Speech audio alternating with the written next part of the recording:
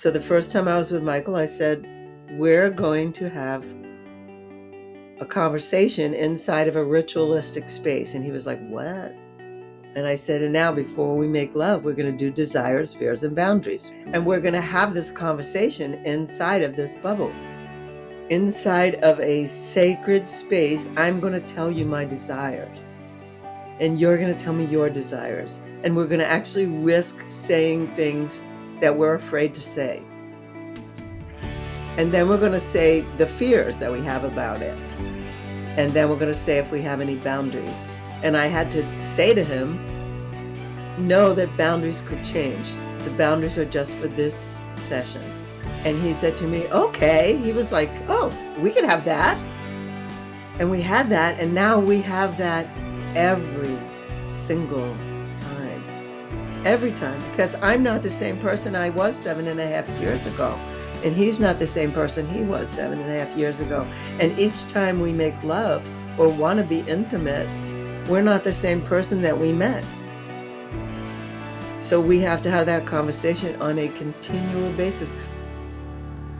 Hello and welcome to another episode of the Call to Courage podcast, where we have courageous conversations with human beings that are the best in their unique field.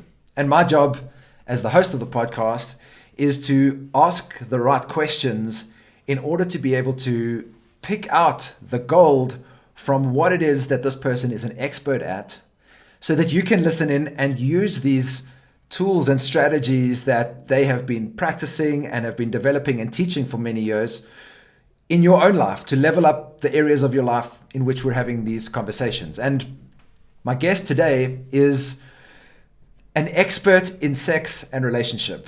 And Laurie Handlers is, she's an amazing human being. She is direct. She's a no bullshit type of person. She gets directly to the point and she calls a spade a spade. She's been talking about sex, intimacy, and relationships for more than 40 years. And in addition to being an Amazon bestseller, she is also a retreat facilitator at the International School of Temple Arts that teaches lifestyle empowerment and authentic communication. She is the creator of a retreat called The Extraordinary Lovers, which is a couples retreat that she puts on together with her partner, Michael. And Laurie she's a guru when it comes to sex, happiness, as well as the role that intimacy plays in our ability to be able to lead not only a more fulfilling life, but also a longer life.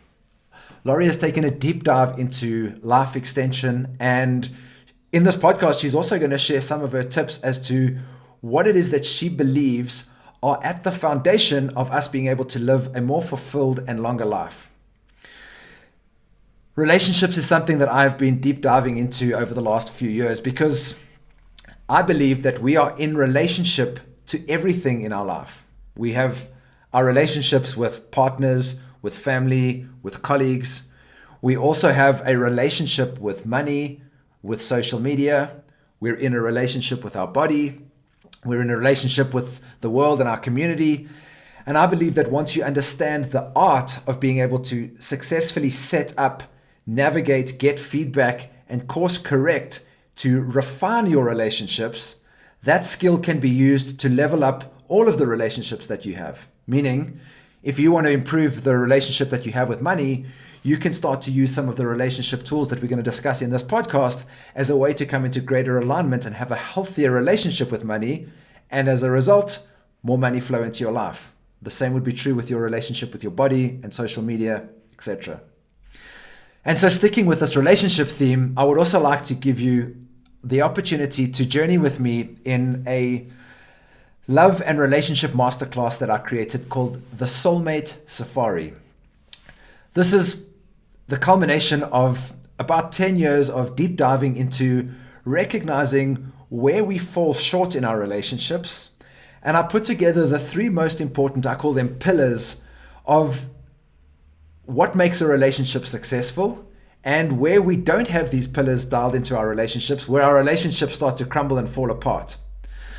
The Soulmate Safari is for you if you are looking to call a partner into your life, like you're looking for a relationship and you want to know what it is that you can shift to be able to manifest the partner that you want.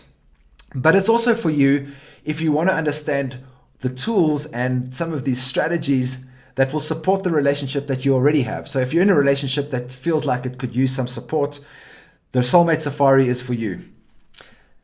At the end of the Soulmate Safari, you also have the opportunity to jump into a one-on-one call with me to unpack this masterclass so that I can support you to see how it can support you in manifesting the partner that you want, and also how to use what I teach you in that class to support the relationship that you already have. I will include a link to the Soulmate Safari below this video and in the show notes of this podcast. And without further ado, let's jump into this exciting, funny, and wild conversation with Laurie Handlers. And we're live. Welcome to the Call to Courage podcast. I'm Gareth Pickering and super jazzed to be hanging out today with Laurie Handlers.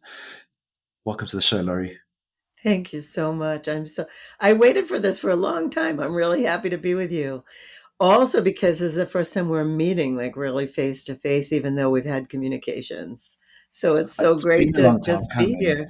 Yeah, Yeah. thank you so much for doing this. I really appreciate you taking the time out of this. I know how busy you are, and I think that's a function of why we haven't been able to connect yet, because you move around so much and you do so much work of your own. Maybe give our audience a little bit of a backstory of what it is that you're working on at the moment, and what gets you out of bed in the morning. Yeah. Oh, it's two separate answers. What gets me out of bed in the morning is people. Uh-huh. Like people that I can make a difference with. That it just like it to me it's a big, big umbrella. How to make a difference with this person or this person or these people or this people in this country or whatever. Mm-hmm. So and when I say this country, I don't mean people in the United States where I'm calling from. I mean people in this country or that country or wherever I happen to be. That's what gets me out of bed in the morning, like just seeing their faces when something I said or something I delivered, and then they participated in it, and then their faces shine. They like I say, okay, everybody face forward now, and and they turn around and they're like, they're beaming. They just got something like huge, and I don't know what it is. I Uh-huh. can't say for each person what it's going to be, but what I see on their faces is the shine, the light bulb went on and it never goes off again after that. It just doesn't go off. Like it's like giving them the key to their own kingdom. So that's what gets me out of bed in the morning. And that's always gotten me out of bed. Um, what I'm currently working on, I'm currently working with couples because my partner, Michael Gibson, and I believe that couples are an endangered species. Mm-hmm. Um, we feel that loads of emphasis has been placed on new ways of relating, new paradigms, open relating and polyamory and uh, it, I'm not going to put swinging in that category. I'm just going to put like ethical non-monogamy, and that's great because I think people are doing really well in those realms. A lot of people are doing really well in those realms. Some people are suffering in those realms. Um, but some people are doing really, really well in those realms. And then there's couples who married and or who just found each other, and they all of a sudden find that they don't want to be uh, open. They want to focus on one person and the other person. Maybe they've busted the myth that you complete me. Mm-hmm. That I was not complete until I met you. Maybe we've busted that myth. But the Uh-huh. fact is that there's not a lot of support for couples to actually make it. There's no lessons. There's nothing that says this is how to be with another human being. I have two. I'll just say I have two beefs. We can get into them in the podcast. One is I learned algebra. I learned geometry. I learned language arts skills. I learned French, but I didn't learn how to relate to a human that I love anywhere. anywhere. So I have great intellectual skills, but I don't have great relating skills. I'm making it up as I go along, just like everybody else. So that's one thing. That's one beef that I have. I didn't know where in my education was that anywhere. And then second, where I was educated was by rock and roll and Walt Disney. And all the songs that I sang to with my little girlfriends and danced to were all drama triangle relationships, Cartman drama triangle relationships. And Walt Disney was paid by the United States government to put certain programming into his movies and into his television programs. And so I learned those things too. Like I learned to be Cinderella waiting for some prince. And the prince never showed it. First of all, I don't want a prince that wouldn't know how to find the other foot that I have that has a slipper that has to be put on it. I wouldn't.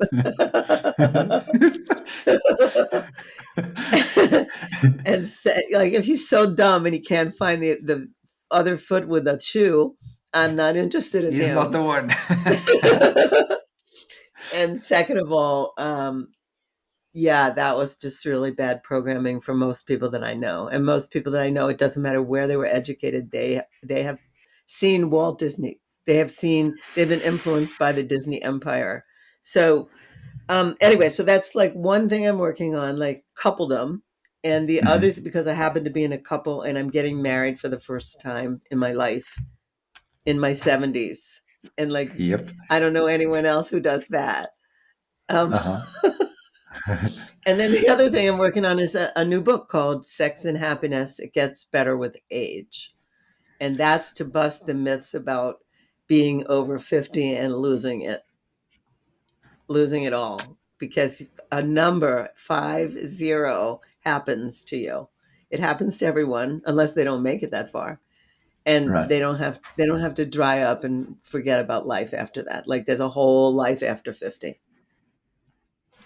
I'm so So stoked that we're having this because those two beefs are things that I'm coming up against as well. And recognizing that in many ways there seems to be all this research that our human experience and how we measure happiness is directly related to the quality of the relationships that we create. And yet nowhere in our school do we learn about authentic communication or how to be with other human beings. We're just left to figure that stuff out on one level.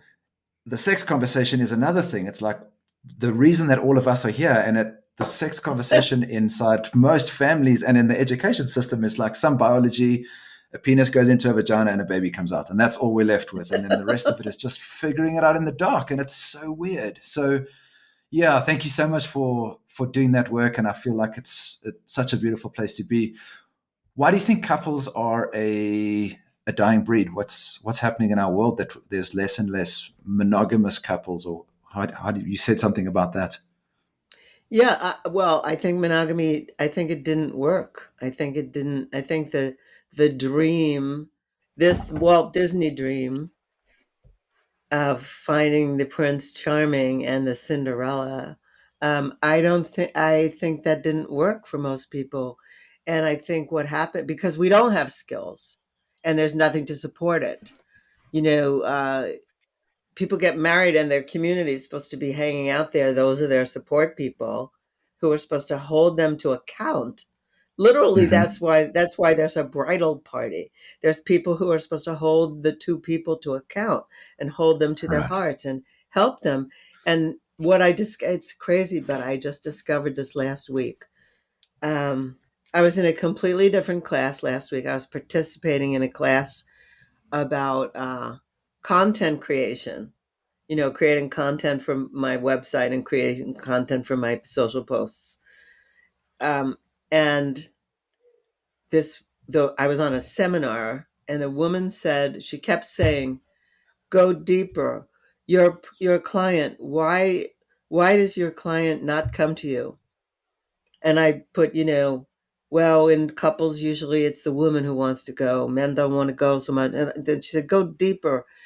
Why?" And I said, well, because they one wants to go and the other doesn't want to go. she said, go deeper. And all of a sudden, it hit me like right between the eyes. Shame, shame. Hmm. Like if my relationship isn't working, I'm ashamed. Yes. I'm ashamed. I'm ashamed to, and my partner's ashamed. And like, we don't want anyone to know. That whole community that was supposed to hold us to account and hold us together in a coupling, which makes a baby, which creates a society of other humans, there's shame. So we throw out the old model and we find another one, and then a younger one, and a cuter one, a more docile one. I don't know. Um, and so I just feel like coupledom isn't working because there's nothing to support it. Nothing. And there's all those dreams, those dreamy songs, or those Hollywood movies that like the things that were said in rock and roll. Like Prince said, I would die for you. No, I wouldn't die for you. I don't want to, that's not what I want to do when I love you. And when you love me, I don't want you to die for me. I don't want to die for you. I wouldn't be watching you every little step you take or make, that Sting said. I wouldn't do that. And That's weird. that's all, that's all. And then, if I go back at older rock and roll, like songs that I grew up with, you made me brand new. You made me this.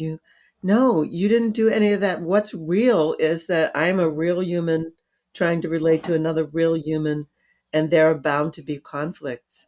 And the reason we're together may not even be like, if we're together because of chemistry, that isn't going to last that long. Humor is going to last longer, and really good communication skills and being able to resolve conflict and having the same values, that's what's going to last. We may spark sometimes and the spark may die, and then we may spark again and the spark may die. The chemistry is not the thing that keeps people together. It's really their values, and having boundaries and trust.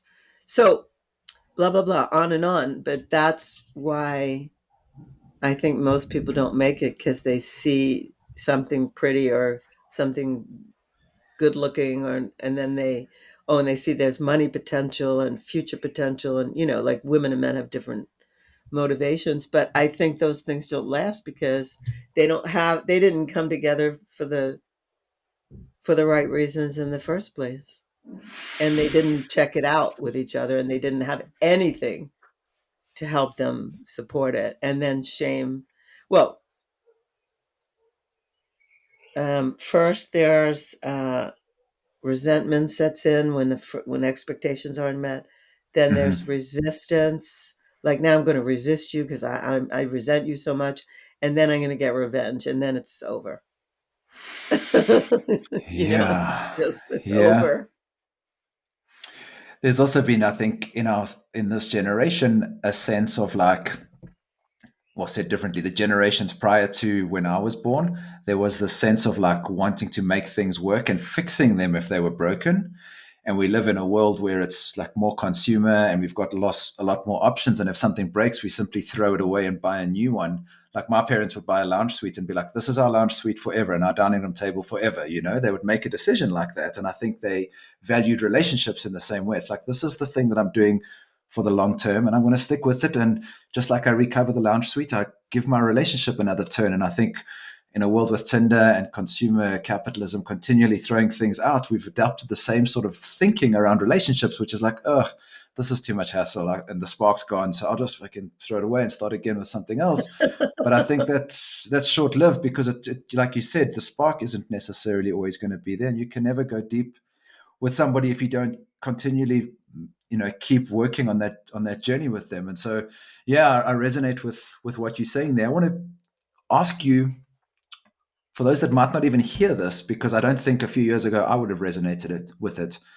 You complete me. What's wrong with that? Well, I was educated to feel that I was half a person, that I, as an alone girl, because it was when I was a girl I was educated into this. As a girl, I wasn't anything unless I had the other half. I would find my love of my life, and the love of my life would be my other half. And then I Hmm. would be complete. And boys were educated like that too. Although Yep. boys had more privilege in those Hmm. days. So boys needed to find a career and then they could find their other half. But they would call, I mean, people in my generation introduce themselves as this is my better half. Right. This is my other half. And I'm like, oh, no, you're Hmm. whole and they're Hmm. whole and two whole humans come together to to love and appreciate each other and build a life together. And really it's true, like statistics on what you said on aging and on happiness and on people who live the longest, people who have the most longevity. There are people who have interconnected relationships. They have relationship with someone that they really love, and they have a relationship with a community, and they have a relationship with, they might have a relationship with God. I'm not that interested in that one. That's just me personally. Some people are really interested in that one. But they have hope. They have something. They have hope and faith in something. And if they don't have that, and if it keeps failing over and over again, they feel ashamed.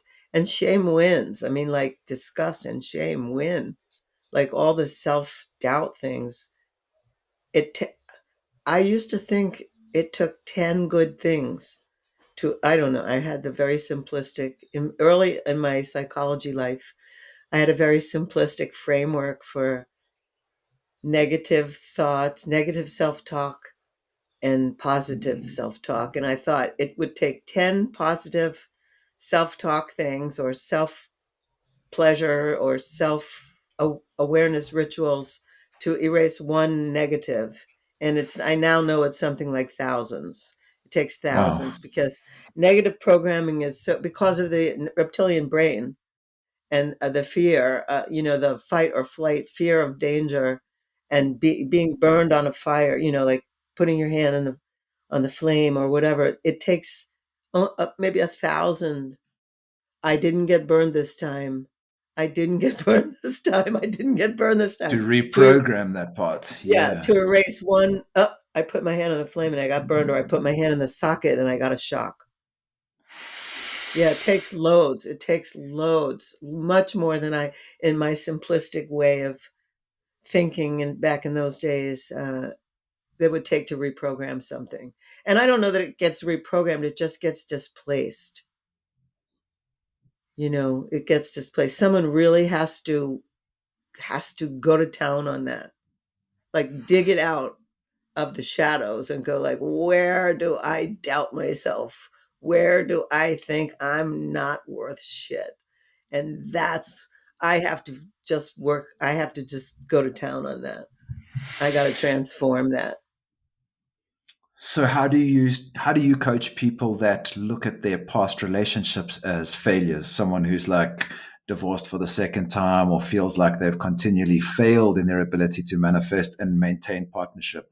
Because that's what you're talking about, right? There's a sense of shame that comes with that part. That's Yeah. like, fuck, I can't do it. How do you support people through that? Well, I think the shame is what prevents them from getting help.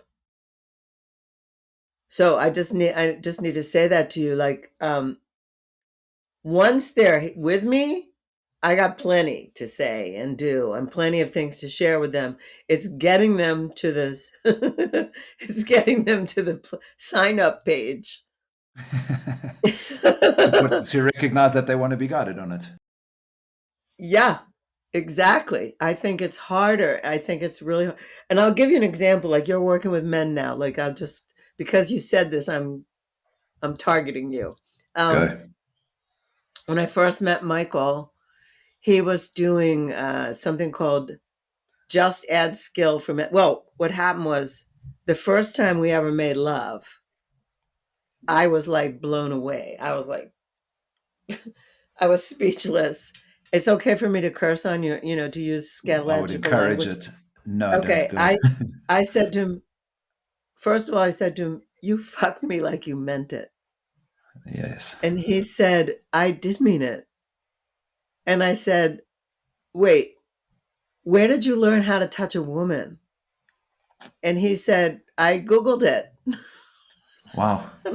I said, what? And he said, I can't, I, I was married for 16 years. He said, then I learned pickup. He said, so I used to be able to get women home to my apartment, but once they got there, I didn't know what to do with them. And a few of them just like put their clothes on and said, thanks, that's okay. And they left. He said, so I didn't know how I was ever going to get sex again. And so he said, so I Googled everything I could find on touch. And I said, wait, you have to understand, like, I've been in the tantra world for over 20 years. I have never had another human touch me the way you just touched me. I'm blown away. Like this can't be. And he said, no, he said, I, I studied this and that's how I know how to touch you. And I went like, that's amazing. You have to teach a course for men. Like that's like the first thing out of the gate after we just made love. I'm like, you have to teach a course for men. Because if every woman I know is getting touched the way I was getting touched, she's not happy and she's not saying. So Michael did this, he did a study. He interviewed 300 people and he asked them on 1 to 10 scale, what percent of all their sexual experiences, lovemaking experiences, sexual and lovemaking, because it's different, were a number 10. What percentage was a 10? And men, the random men said 30%, and the random women said 2%. 2%. Wow. Two. That means they're not satisfied. They're not happy with how they're being touched. They're not being rocked. Their world isn't being rocked. And they're not telling because there's no space to. This is the whole communication piece. There's no Mm-hmm. space to tell. So I said to Michael, you have to teach a course called Something for Men. So he started to call the course Just Add Skill. Okay. And then we tried to enroll all these men in the course, Just Add Skill. And every man we knew said, no, I got this. Oh, fuck.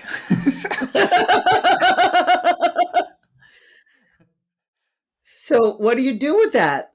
Like so many men or women I would know would say to the men that they were with, you got to come to this class that Michael has. He's giving hands-on basic skills, touch skills, read a body skills. And they would go, no, that's all right. I'm good in that department. I'm good in that department. That's what men say. And I know for a fact men don't know. They never talked with each other about it. They don't talk to anyone. They read Penthouse Forum. I mean, literally, the men I know read Penthouse and they got some, skills.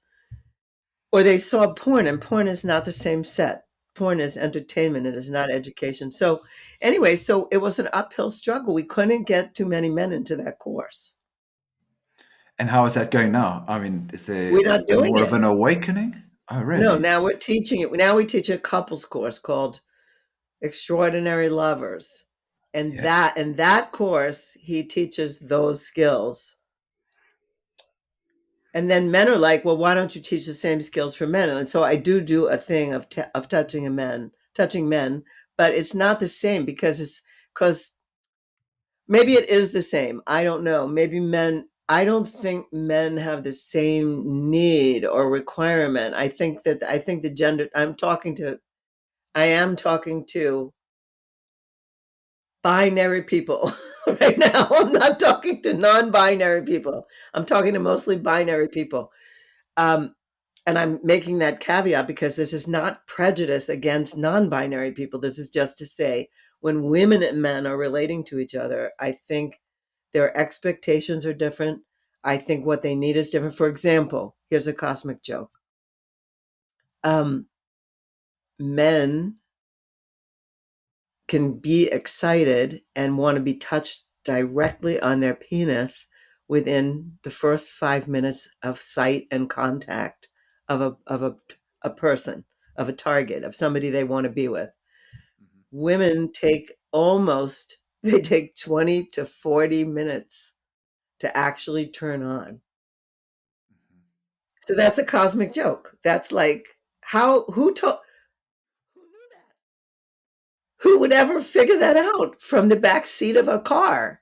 Do you know what I mean? Yeah, Like exactly. Yeah. so I think that the people need, you know what I mean? People need to talk about that. I love the People need, backseat of the car analogy. I'm like, there's no 40 minutes there, no chance. so Yeah. this is what I mean. This is something people need to actually, like, someone like me needs to say it and make everyone laugh at it. And then we have to have a conversation about what that means to each other. Honey, when you approach me, I need da da da da da da da da da da. And honey, when you approach me, oh, I'd like you to give me head more. Great. I'd love to do that. And I'd love for you to touch me more slowly. And I'd love for you to, and no, there's no space for that. I don't know anywhere. Okay. Maybe an orgasmic meditation, there became a place where everything got slowed down.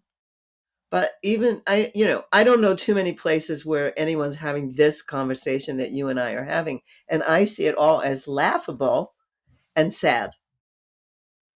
It's sad if I really, look at it. Oh my God, I want to die over this. I don't, but it's laughable because no one told us that. And if there was a creator, it's a cosmic joke. It's ridiculous. We don't know this about each other. No one knows this. But I know how to divide and subtract. you know? So let's use this as an opportunity to give somebody who's listening to this something that they can genuinely use, like someone who's in a relationship at the moment or teeing up a potential intimate opportunity. What could a framework for communication look like that could support what it is that you're talking about now? People could, we make a bubble. You probably know the bubble because I know your partner knows the bubble. I She's actually never do. shared your bubble conversation and we use it Yeah, as well. So I'd love you to I share that bubble. never do an ISTA training without teaching the bubble. I never do any training without teaching the bubble. And it's not even mine. It comes from Margot Anand, like a famous Tantra teacher. But when it was passed on to me, I made use of it in my life. So the first time I was with Michael, I said, we're going to have a conversation inside of a ritualistic space. And he was like, what?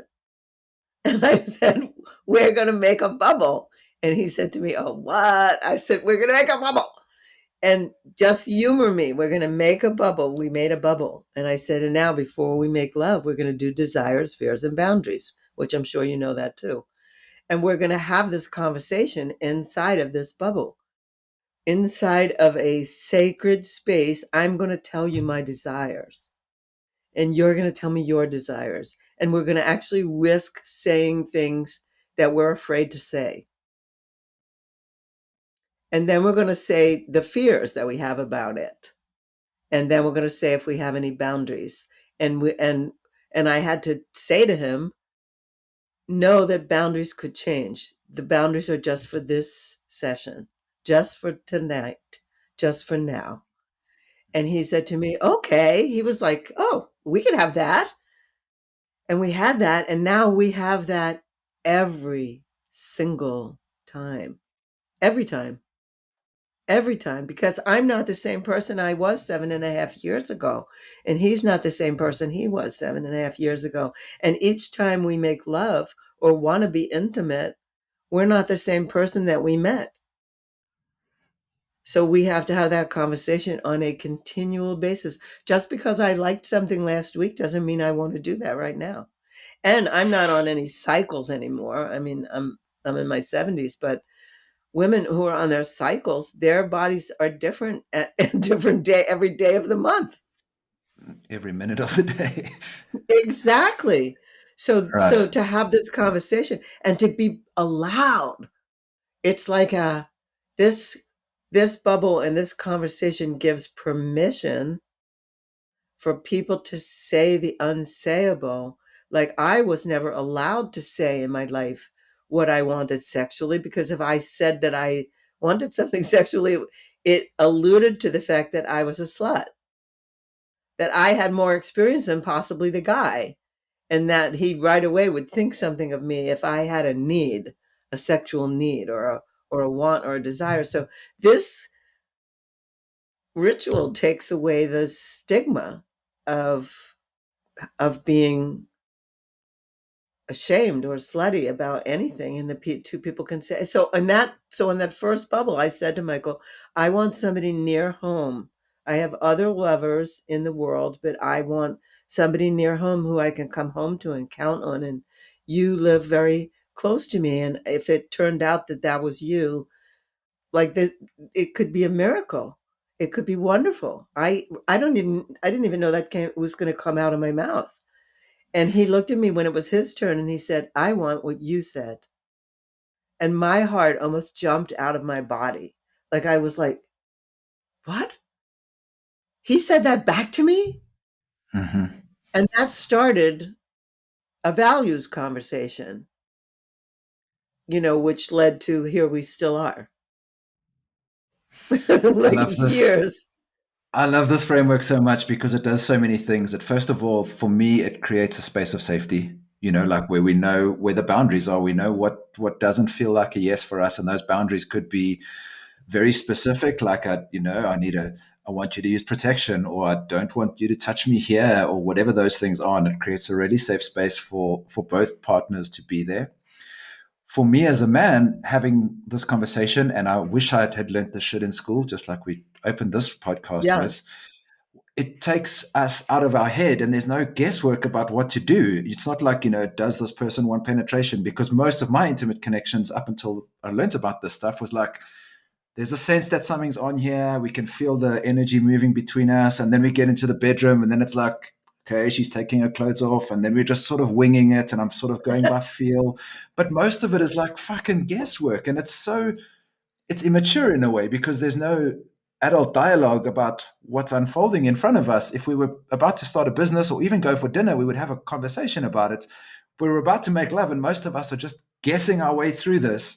And then, as a man, you're stuck in your head, and it's like, does she want this? And so just having this conversation creates so much space for safety, but also just brings you back into a place of like, okay, I know where we are with this, and we've spoken about it, and I feel like such an important skill to learn. Yeah. I'm interested that you say you do this before every lovemaking session, even in a Every, long-term partnership. every, and if we Wow. forget, I can only do this for people who will see this. If people listen to this only audio, they won't see it. But if we forget and we're like, and it's on, we just do it really quick. Okay. we You just, like we make the just bubble while you're already in progress. yeah, we make the motions, but most of the Yes. time we have the conversation. And we also use the same bubble, and we added things like what you added. We added sexual health history, stuff like that. At least the first time, we added all the protection things as well, which is a bit of a bigger conversation. Um, we also make the bubble when we need to have clearing conversations. So like something's Like out between you. something's wrong here. This is what's up. We need to talk, and we have rules about it. So that's something that we teach in Extraordinary Lovers. We teach people a framework for saying the hardest things to each other, the things they've been resenting. We have people dig up all the resentments and stuff, and we get them out. We say so. Now, I don't know if I'm sure you're familiar with radical honesty. With the We concept were of going to go radical there honesty. for sure. I'm going to And want to and pick that I apart. mean Go I there right now if know you feel it. well I know Brad. I mean Brad was my therapist at one point. So I'm definitely a fan of radical honesty. However, um, my experience in that community was people would just say the thing, like with no warning, you know, Right. and this and this and this and this, and I'm being honest about this and this, this and this and this. No, So there needs to be a space. I'm not a critic of the actual telling the truth. I'm just I like to put a frame around it and say we're gonna tell the truth now, but we're gonna have a format so that we don't kill each other with so much stuff that's been harboring for so long that the person that's hearing it can't even, like, they can't pick themselves up now off the floor. So there has to be a framework for how much, who can say, how long they have. Can the other person say, yeah, but back? No.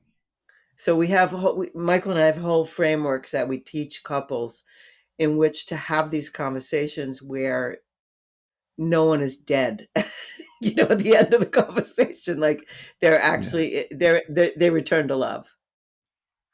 Let's do one of those now. Let's assume that there's something out. Let's do an abridged version. I realize that this is layered, but like, let's say, for example, there's something out between you and me, and you want to have a Uh-huh. conversation that includes radical honesty. How do you frame it in a way that you can really bring what's alive, even if it feels like it's long harbored resentment, in a way that somebody can use this in their partnership now? Okay, so I would say to you, Gareth, I have something to cough up. Do you have about 30 minutes? Yeah, sure. Let's go. I'm keen to hear what you have. Okay, great. And then I would say, whatever it is, I noticed that the other day you left the lights on, the doors open, and there were keys on a table outside. And I like, I don't feel safe when that happens. And I know that you're big on safety. Mm-hmm. So I feel like I'm precious cargo, and what I want is for those things to be all handled by you if you're the one who's left it. How can you? So I might say I have a boundary about it. Like I'm putting up a boundary. Like I don't, da da da da. I want this or that, and then I'm quiet, and then you say back. Yeah, I was in a big rush to get out of here, and I thought you were coming home later, so I just left the keys outside there. And yeah, I didn't even realize you were triggered about this. So yeah, I appreciate that. What is the actual boundary? What is it that you need? I need to know that you consider safety first, my safety and your safety, the safety of our property. And so my boundary is, yeah, I want the key. Certainly, I want the keys not never to be there. My Right. boundary is the keys are never outside. Right. Cool. Yeah, yeah. And then the lights and the things unlocked. Yeah, I'd rather. Maybe we could come to a solution that we'd know where we could leave things, but they wouldn't be obvious. Right. We need a new solution. Mm-hmm. Can we work on that? Yeah. I love it. Yeah. I think I think it's such an important piece, and actually, I have taken. I think it's your work to even frame this conversation. Like, first of all, the check-in, like you did. Have I got 30 minutes to talk about this thing? But even before I get there, I'm saying, hey, these are my fears and desires for this conversation. My desire is to share that I want to keep our relationship solid, and what I want to share with you is hopefully going to deepen it. My fear is that you might be triggered by what it is that I share with you, so that those are almost set as a framework in which to even have this difficult conversation, using fears, the same Yes. fears and desires as well. Yes, exactly. We do that as well. We do that as Yeah. well. So yeah, so we teach people how to do it, and we say, and you can only have one. Meaning? You can't then say to me in that same conversation, yes, Oh, but what but about the time that you da da da da da da? yes, that's good. And you also can't, and also I can't bring in more Okay. and more and more. One I can't try container, to, one theme. yeah, right. I can't try to kill you with it and overwhelm you with it. Hmm. You know, Nice. I can give you a real one that recently happened. I had some eye surgeries during the whole pandemic thing, and my eyes are really sensitive now, and I'm like really protective of them. And Michael was fooling around one night. I had a sleep mask, and he threw the sleep mask, and it grazed my eye. And I'm Hmm. a New York girl, you know what I mean? I turned around and I went, "If you fucking touch my eyes, I'll kill you."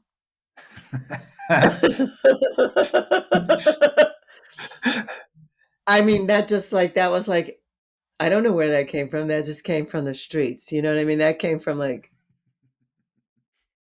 and he had to have a whole conversation with me about never say you'll kill me again. That really scared me.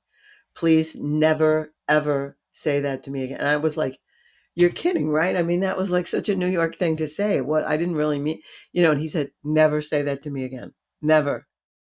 And I went, okay, I commit. It was hard. Like I thought, wow, if he ever threw keys at me or, something like I'd be like, that would be my first instinct. It was hard for me to commit to that, but I committed. I committed that I would never say I'll kill you again. So good. Yeah. How do you support people that don't know what they want? Fears and desires is a great idea, but I've worked with quite a few people who don't know actually what it is that they want. How do you support Well, they people who have are to not sure start what with they what, desire? so they have to start. Most people know what they don't want. Uh-huh. So you start with what they don't want. But I also let them know that if you're only focused on what you don't want, that's what you're going to get more of. Yes. The universe has everything. Everything. There's everything. It's an abundant universe. It has everything for everybody. Really, it does. And if I only focus on what I don't want, that's my brain only sees it. And Right. that's more of it, more of it, more of it. But if I focus on what I do want, then I'm going to get there. I'm going to get much closer to it. But most people have to start with what they don't want because they're familiar with it. They know what it is. When I ask people to write intentions, I mean it's hard for them. They can't. It's like they can't almost write it without putting the negative in there, without putting the Right. don't want in there, Yes. or they're healing from something. No, I don't want to know that you're healing. If you were healed, what would it be? If it was Yes. complete, if the process was complete, what would be there? So yeah, it's important. It's really important that people be clear about what they want, and to know that focusing on what they don't want just gets more of it. And if I can't be clear with my partner and say I want this, I want to have a place where we put those keys. If they're outside, there's a hiding space. There's somewhere. I want this rather than that. But if I only focus on, I don't want that, I don't want that, I don't want that, don't do it, don't do it, don't do it. Like you don't know there's nowhere to go from that. Right. Yeah. You you touched on something that came up in a recent coaching call for me with a brother who was talking about he's in a new connection and there was part of him that didn't want to bring some of his past relationship stuff into this relationship, his new partnership. And when his partner shared very honestly where she had been in her past relating, it brought up some stuff for him. And it touches on the point of radical honesty, and I want you to share what you think about. Is there a place for radical honesty in a relationship? Is it essential? What are your thoughts on radical honesty and connection? I think radical honesty is really important, and I wouldn't say it all in the beginning. I don't think it's. I think it's. How do I want to say this? It's a good question. I want to know everything. If you're my potential new partner, I want to know everything about you, but I don't want to know it all in the first 5 minutes. Right. So I want to know about values. I want to know about things I want to know. I want to know where you've invested in yourself. I want to know where you see your future. I want to know, if I want to have kids, I want to know if you want to have kids. If I don't want to have kids, I want to make sure that's okay with you. Those things. But your whole past relationships, in due time, in due time. But If I want to eventually, know if that. this is the long term partner, we want to get all of this out eventually, right? Yes, yes. This happened, and I was stupid, and I allowed this person to take advantage of me, and I did this, and I acted on that. One of the things I love the most about my partner is how honest he is, unabashedly honest. He'll just say, "Yeah, I'm really attracted to her." Yeah, no, I don't, whatever, and he'll just say it, and I'll just be like, "Oh, that's so refreshing." Yeah. Yeah. Yeah, I've noticed. directness and honesty, yeah. But Brad, I'll just say, I mean, Brad would have just said, Brad used to say, when you meet someone, tell them every person you slept with, by the second date. I'm not sure about that. Yeah. I did that once. A guy's eyes started rolling. You know, you did what? There's something in the honesty for me that I think was perhaps in my past dressed up as like caretaking the other person. Like I thought that perhaps if I was completely honest with my partner about maybe my desires or perhaps what it was that I didn't want, that it was somehow better for them. And I realized that that was in many ways quite unkind. Like it was a part of me that was hoping that I either wouldn't close a potential opportunity to connect with somebody because I'd maybe offended them, or I was going to hurt their feelings if I didn't say exactly what it was that they wanted. And I've noticed that Oh, the level of clarity that I bring to connections since making the decision to be completely honest has really been, it's the kindness. Like clarity is kindness. You can really give somebody everything, and now they have all the information to make the decision about whether this is something that they want to continue with or whatever the situation is. But withholding any information or not being completely honest, I think creates a big mess in some connections. yeah, I think so too. I just feel like, knowledge has gives you choice, Mhm. you know. I just need to say something to you. I don't see any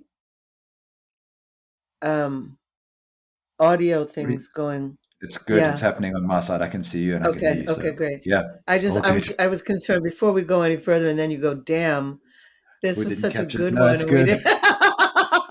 I've got you loud and clear. Hey, it's Gareth. I hope you're enjoying this conversation.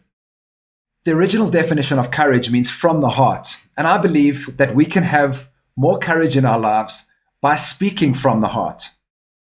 I'm on a mission to help heal the world by cultivating more courage, by having more conversations like the one you're listening to now, where I encourage my guests to speak from the heart. If that's a mission that you want to get behind and are prepared to support me on, it would really help us if you would share this podcast with somebody that you think would benefit from listening to this conversation, or sharing it onto social media and encouraging your network of people to engage with our guest and the message that we're cultivating here at this podcast. It will also support us if you subscribe to the podcast or write a review wherever you listen to podcasts. And in exchange for your support, you have Oh my my word that I will god. continue to seek out the most exciting, courageous, and inspiring people on the planet to keep cultivating more courage and having more conversations like the one you're listening to now. Thanks for stopping by. And now back to the show. Okay, I got a question for you. How do men show up for a partner that's going through menopause? Is there anything there that Oh can really my support god. men? Yeah, hang on a second. Um, Menopause, that's a whole nother set of things. That's a ball of wax. That's amazing. So when I was going through menopause, I had a partner who was younger than me. I always have partners who are younger than me. So I had a partner who was 17 years younger than me then, and he was living in my big house in Washington D.C. And there was another woman who worked for us, and she lived in the house too, and we were both around the same age, give or take. And we were both going through night sweats and mood swings and all these things. And I had to sleep sometimes. It was snowing out, and I had to put the air conditioner on. Like I Wow. was sweating, sweating, sweating. And then all of a sudden, after sweating, I'd be freezing, freezing, freezing. And it's like eating ice cream, and you have one of those brain things that happen. Your brain freezes when you eat, like when you drink Yeah, an ice cream shake. It's too cold. right. So, so that was what life was like then. And he he would always say to people, "Don't talk to me about your problems. I'm living with two menopausal women." Yeah. And I always remember this too. I worked. This is right around the time that I was leaving corporate life and I was going into tantra. That's right, because I found tantra when I was 50. I started my first class. I think I was 46, and I started teaching when Wow. I was 50. So I was already there. And I remember when I had a colleague in corporate, and she had a cup, a coffee mug, and it said, "I'm out of estrogen and I have a gun."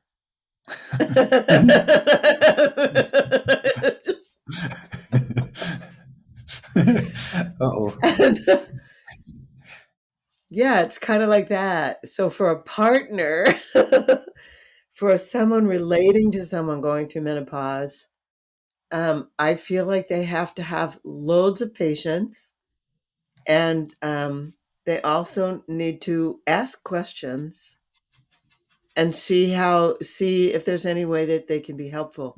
I mean, I don't know if there's really anything to do, but I think being patient is really important. And men also go through something called andropause, and they Yeah. don't know they're going through it because they never had blood to stop and go. They didn't have the physical symptoms, but they also go through something. Hmm. And at around 50, and I think it's also moody and dark, and so it's like, okay, let's be prepared for it. It's going to be moody and dark and crazy, crazier than PMS, crazier than anything. And it's like, okay, just how can I support you? What needs to happen here? I know, for example, like I don't own, like there's plenty of things that happen since menopause. Like I don't own a turtleneck. I don't own anything that I can't get out of really quickly or that comes up to here. Like I can't own anything like that. Almost everything I have has buttons or zippers because I just couldn't, I wanted to like rip my skin off. I remember calling my mother and saying, "Ma, when you were going through menopause, if you had a gun, did you feel like you would kill somebody?" And she said, "No, I don't know what you're talking about." And then I called my father and I said, "Pop, when mom was going through menopause, did you feel like if she had a gun, she would have killed you or somebody?" And he goes, "Oh, yeah."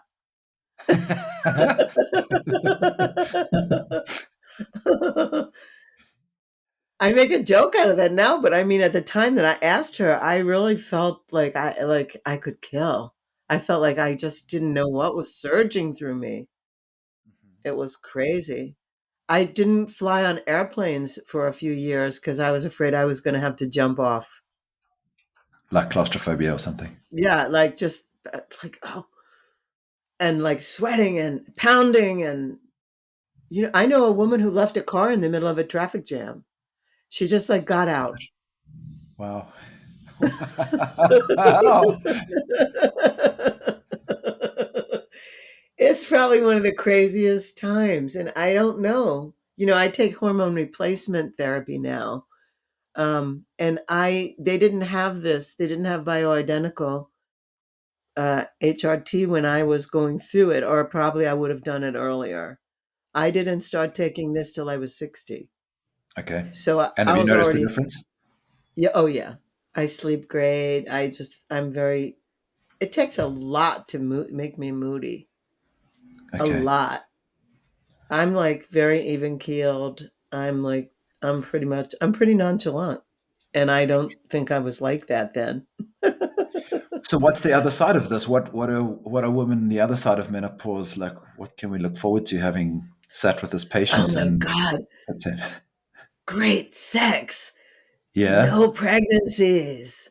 Hmm. No, like, no. After I was 50, I stopped worrying about so many things. I do ISTA over 50 now. I don't know. You must know that I do that. And Yes, I do. like when first of all, there's no perfect bodies. Everybody looks a little bit lumpy, lopsided with a couple of crinkles. Right. And so no, it's like different. When I turned 50, I didn't care what anyone thought of me anymore.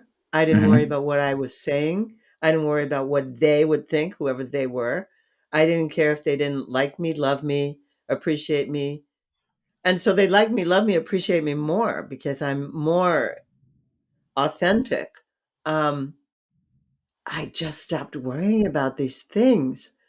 And sex was so much better. It was like I brought like real heart to sex. Like, yeah, I want to be ravished. This is what I want. I'm not afraid of you thinking that I'm a slut. I don't care anymore if you think that. Less So fucks I can given. so I can be. And I don't care about yeah, it just, there's a freedom in it. There's a real freedom in not being impregnable, and also in the life lived that's just so rich. So it's like, yeah, I was once teaching a sex magic class, and a woman called me. She was 60, and she said, I want to be in your sex magic class, but I don't want to have an orgasm. And I said to her, why? And she said, oh, I'm 60. I'm done with that. And I said, no, no, no. From in my sex magic, that like the magic happens at the moment of orgasm. And she's like, oh, no, I'm not coming. And Wow. I said, I'm so sorry for you. This is the moment of like the best Uh-huh. time to create other things other than babies. And she's like, no, I'm Hmm. not interested in having an orgasm. It's too much work. Wow. So she's the minority, though. I have to just say, she's the minority. I feel like older women are on fire, and men are slowed down a little bit. So I feel like there's a like it's women are coming into more testosterone and men are coming into less testosterone. And so there's a meeting that's more possible than the meeting in the 20s or the meeting Right. in the 30s. Like there's more of a, oh, we can talk about this and we can actually make it good for both of us. Wow. That's I think that's very, very possible. Why don't you share what sex magic is? Like just for those who might not know Oh exactly what yeah. that is. Like what is that about? Sex magic is setting, this is the way I describe it. It's using orgasm to intentionally manifest desires, creations. So, human beings, because they have a frontal cortex, are different from a large frontal cortex, are different from other mammals. Other mammals have sex, but they have sex during a heat period. They like what distinguishes humans from other beings is that humans can have sex at any time. They don't necessarily have to be constrained to a time when a mammal is in heat, and they can create things other than babies. I never saw anything a porpoise created. Do you know what I mean? Like or a dolphin. I love them, but I never saw a ship or a phone or a computer or a microphone created by a dolphin. Like dolphins are super smart. They have sonar, radar, but they don't create. Humans create things besides babies. And so humans, the center of creation for in human beings is the sex area, the sex chakra. That's the area of creation. We think it's in our head. We think all the creativity, all the Walt Disney stuff happens in the head, like we picture cartoons and whatever. But where the center of that lies is in the body, in the center, the same place where we create humans, where we create babies. And so we could create things by using that same energy. And we do create things by using that same energy channeled in a different way. So if I want to write another book, I set that intention when I'm about to have sex, either self pleasuring sex or sex with my partner or just energetic sex. And I set that intention and then I put it out into the universe at the moment of orgasm by saying it. I speak it. And and then I let it go. But that's very powerful. It's super powerful. It's more powerful than writing down my affirmations, blah, blah, blah, in a journal. Like I make my affirmations in a sexual context and I don't waste any orgasms. I make intentions for pretty much every orgasm. And so, I've had partners who thought I was really crazy. Like I'd be in missionary position, my legs would be around them, and I'd be kicking them and going, "How much money do you want in your pockets?" And they'd be like, and they would be like, what? Say, just set an intention.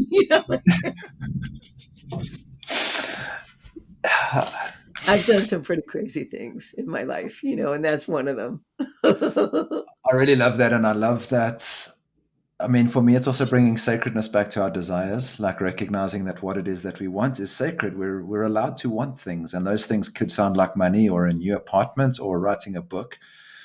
But I've also found this, what you spoke about is our sexual energy is our creative life force, and it is the force that brings another human being into this matrix. Like when I think about that, it really just brings like, holy fuck, that's a really powerful energy.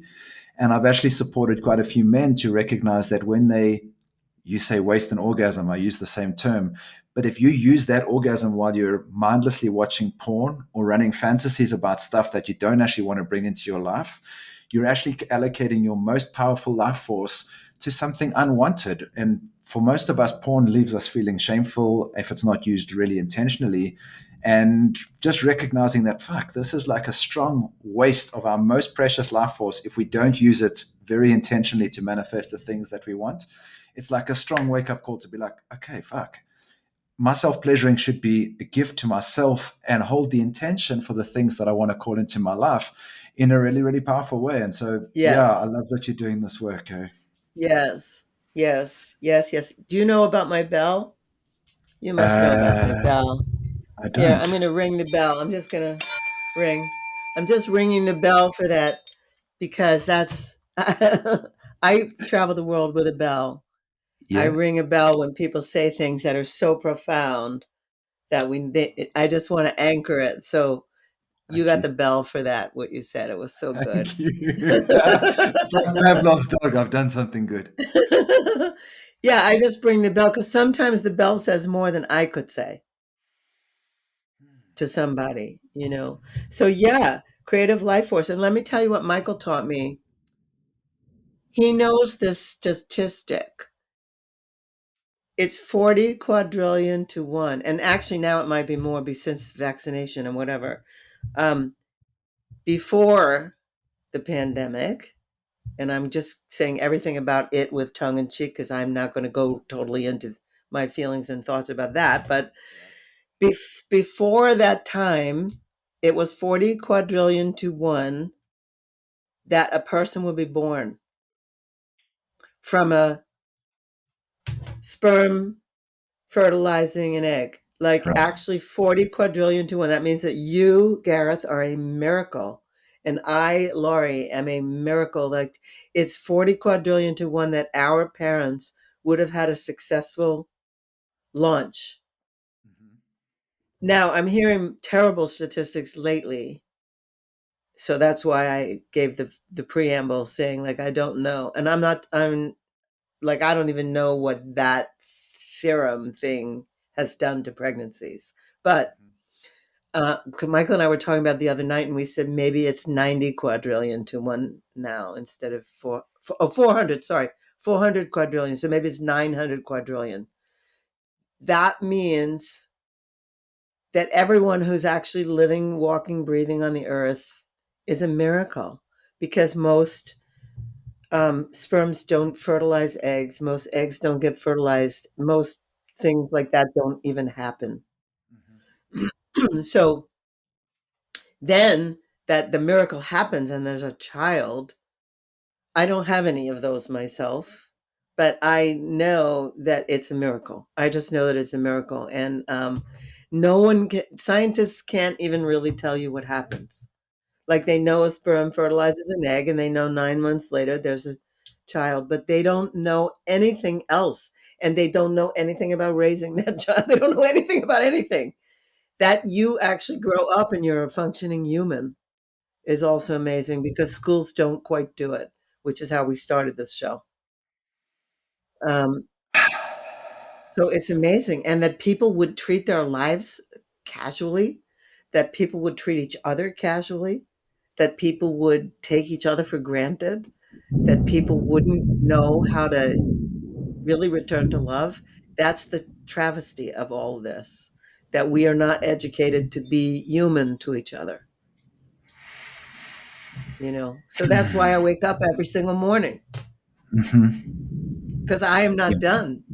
I have things to say. You're also really interested in longevity, and I'd love you to talk a little bit about that while also giving some tips of what men can do to increase their vitality and live a little bit longer. Oh, yay. Sleep. Number one, sleep. Sleep 9 hours. No, not 7.5 hours, 7.5 to 9 hours a night. Don't be some kind of weirdo who's in the Protestant work ethic who thinks it's really fabulous to only sleep 3 to 5 hours a night. And don't live on coffee. Number one. Two, I love longevity. So I'm 75 and I plan to be here for a while longer, a lot longer. And I have things I have to spend more money than I ever did before on things that I never even thought about before, like supplements and whatever. But yeah, it's worth it. So that's number one, sleep. Two, stress. Here's the things: exercise, diet, sleep, and stress. So you have to move your body every single day. Gareth, you know this. I watch you. I see you do things on Instagram and I get excited. And I know that I inspired your partner, Araminta. She used to say to me, you're amazing. Like you're doing this, like we're on the road. And I go, yeah, we're on the road and we have to do movement. Movement is life. And then she bought these travel yoga mats and she did all these things. So you must move every single day. Move every single day. Don't take a day off. You can't afford to take a day off. We have to move. We're sitting in these chairs on this screen. We have to move. So movement and sleep. Sleep is really important. Sleep. Some couples break up because they have different sleep patterns. Because the one person didn't get enough sleep. Also, careers that have like overnight things like doctors and pilots and nurses and I don't know who else works all night shift. Yep. Those are very bad for your health. Bad. Yeah. They rob Yep. you of 15 years. 15 years. Um okay.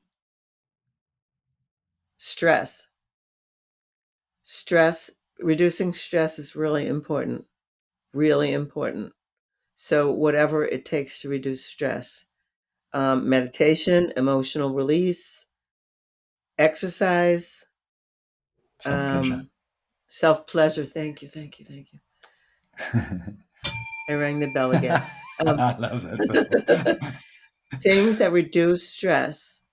Okay, then there's diet. Now, there's no correct diet. So Agreed. in the people that like the blue zones, people in Sardinia and people in Japan and people who really live a long time, over 100, mostly they have something like the Mediterranean diet. And they eat things that are locally grown and like that. They drink wine. Maybe in Japan they don't, but in Italy they do. But It's in not, moderation. yeah, it's not forbidden, but they also they walk, they have community to reduce stress, they're supported, they love, they're in touch with nature. That nature, going out in nature reduces stress. So those are the four big things. And then there's biohacking. So there's, you could drink the bullet coffee. I don't drink coffee, so I don't do that. But green tea is supposedly really good for men, especially for prostates. Oh, one fallacy. Don't think that if you have to lose your prostate, that you can have an erection. You actually can. So there's sex after prostatectomy. Don't go there. Don't go that far. Like get your prostate checked and get your prostate massaged and get your get your testing and whatever. Don't go there. But if you must go there, if you have to lose it, your junk still works. You know what I mean? Like it still works. It just can't ejaculate. And so, but after some time, it does work. So, um, What else can men do? Something I do, although now I just heard that it lowers testosterone, so I'm not sure about it, but I've been doing it for a long time. I take metformin. Metformin is a drug that is given to people with diabetes. I don't have diabetes, but I take metformin because I take it for cancer prevention. So people who take metformin have super low levels of cancer, and they have almost zero levels of pancreatic cancer, and that's what my mother died of. So I take metformin. A friend of mine just told me this week that it lowered her testosterone, so she stopped taking it. But I don't know. I would rather have lower testosterone than cancer, so I just it's a trade-off. Um, those are some good biohacks. Uh, yeah, I'm that's a waiting for good. you Those to are good. share the stretching your testicles that I've only heard you share Oh, before. yes. You pull on your testicles for every year that you're alive, every day. So if you're So 40, you pull on your 44. 44, you pull your balls 44 times a day. You pull on this on your scrotal sac. Actually, you don't like really hurt your testicles, but you Uh-huh. pull down on it. Yeah, you pull it away from your body because they tend to go up and get stressed and like hang around too close to the body. So you pull them down, And what and does you that just do it relieves stress, and it definitely creates blood circulation, in all the and right places? you're putting attention on yourself, Hmm. in an intentional way, in Hmm. an intentional way. So yeah, I forgot about that. I haven't Mm. told that one. I don't teach tantra anymore, so I don't remember all the things I used to say to people. I heard that from Araminta, and it's yeah, it was something that I wanted to share because I think Yeah, it's yeah, that's that intentional stuff that for most would be so weird, but in some ways it's so fucking obvious. It's like, why are we not talking about this stuff? Is the right. the types of things that I want to bring to light, self Yeah, pleasuring, sex magic, all of these things that inherently I guess we know slash knew, but we haven't created a space to continue learning these things and continually create, yeah, a ritual around these totally. important things. Eh? Totally. Well, these new pants, these I don't know if you call them trousers. These pants that men are wearing that are like lower in the crotch. Like the Thai fisherman pants, which I don't like very much, but I like the new knit versions that come from Bali. Yeah. Like those, they're made of some kind of stretchy fabric, but they're lower so that they're not pushing your balls up into your body. And those are much better. Those are much healthier. Just like boxer shorts. Like the old adage for couples who couldn't get pregnant, they would say, what kind of shorts is the man wearing? If he's wearing tidy whities, then his sperm are too hot to get to impregnate a woman. So they would recommend boxer shorts. Now we recommend those pants, those slacks that have a lower crotch. So there's space. Yeah, makes Yeah, there's sense. space there for your balls, like so that Mhm. they're not like right next to you all the time. So you're the creator of the Sex and Happiness podcast. What is that gift to the world? What is your aim with that podcast? In addition to some of the stuff we've spoken about today, what's the point of those conversations? Oh, good. And I have a new podcast. So Sex and Happiness, it's on hold for a while. But what it was I interviewed first started as Tantra Cafe. And so I interviewed all the tantric people, all the teachers that I knew. And what happened for that is, first of all, I exposed them all to the world. Like a lot of them had never been interviewed before. And also, I probably had issues with all of them. And it was great because I fell in love with them on my podcast. So I like fell in love with people that I had theoretical differences with, like Des. He's a Wow, perfect example. I totally fell in love with him on my podcast. awesome. Was that before you came to Esther? Oh yeah, long before. He Okay. and I met long ago. We met in like 2004 or 5. We met a long, long time ago. And I liked him, but we didn't theoretically we differed about a lot of things. And so when I interviewed him, it was great. I interviewed Charles Muir, I interviewed Margot Anand, I interviewed Betty Dodson, I interviewed, you know, great teachers, and also other people, doctors and people who were practitioners and whatever, all kinds of people. I interviewed people who had been former porn stars. I interviewed all kinds of things. Anyway, um, so I got bored with Tantra. Like if the Tantra people said to me one more time, like I'd say, "What's your favorite practice?" And they'd all say eye gazing. And then like everyone said the same thing. So I just went, I'm so bored. What am I going to do?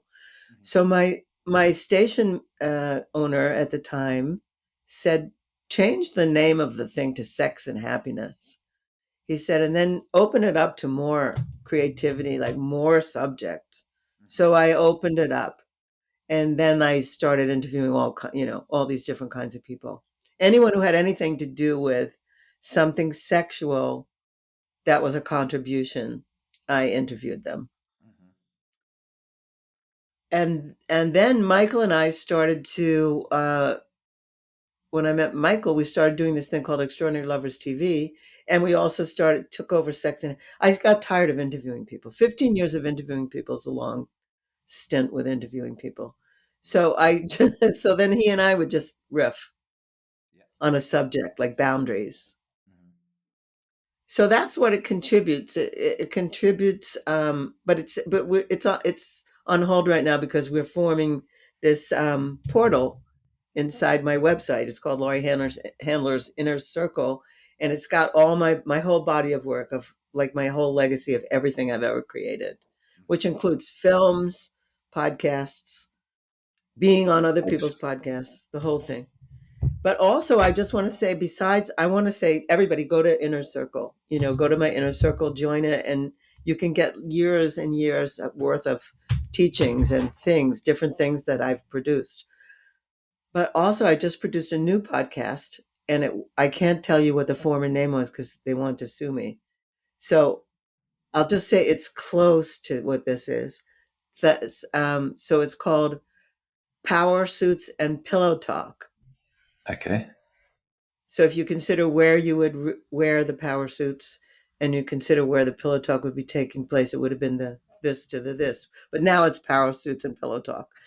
And I'm doing it with my friend Jen Koken. She's an executive female women's coach, and I'm me, a sexpert.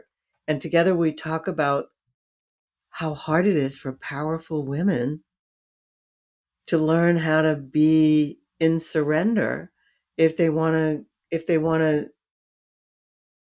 be in some kind of polar opposite relationship where there's polarity, where they can actually get ravished.